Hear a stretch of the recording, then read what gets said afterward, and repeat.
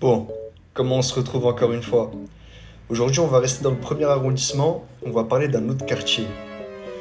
Un quartier où le trottoir te rappelle que tu es trop pauvre pour marcher dessus.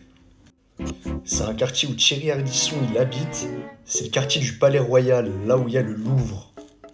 Déjà, faut qu'on parle des touristes américains qui vont là-bas, pour de vrai.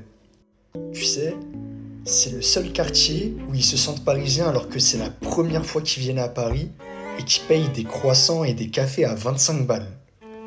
Je vous jure, même les pigeons qui sont en dessous de la table ou qui marchent à côté d'eux, ils sont choqués.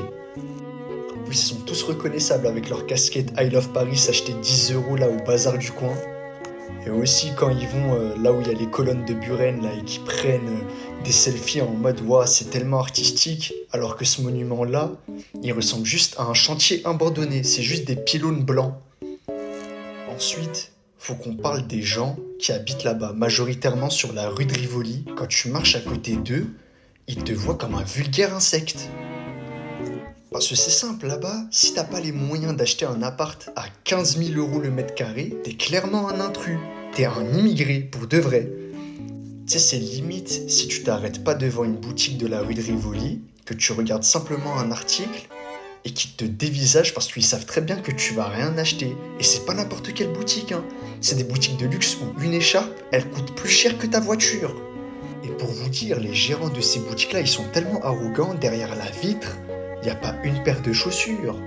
Il n'y a qu'une chaussure, justement, comme si l'autre, il fallait négocier un crédit à la banque pour l'acheter. Après, dans ce quartier-là, il y a des monuments aussi. Comme je disais précédemment, il y a les colonnes de Buren. C'est des gros pots de peinture qui ont dégouliné. C'est tout. Je vous jure, c'est Paris dans toute son élégance. De loin, tu dis ah ouais, c'est beau. Quand tu te rapproches, tu te dis ah ouais, c'est donc ça. Et le pire, c'est que c'est devenu un spot Instagram par excellence pour tous les influenceurs. Pardon, les influenceurs. Tu les vois tous là perchés sur une des colonnes, voire même il y a des meufs en talons, j'en avais déjà vu une, elle est tombée, elle a fini à l'hosto du Val-de-Grâce. Ensuite, faut qu'on parle des jardins du Palais Royal. C'est les seuls jardins en France où j'ai vu que les pigeons étaient plus élégants que nous.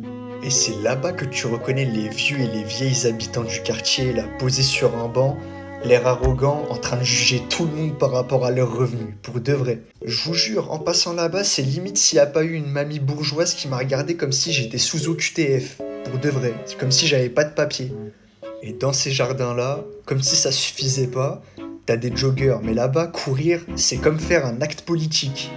Ils passent devant toi avec leurs leggings là à 300 € et ils te regardent comme s'ils voulaient te dire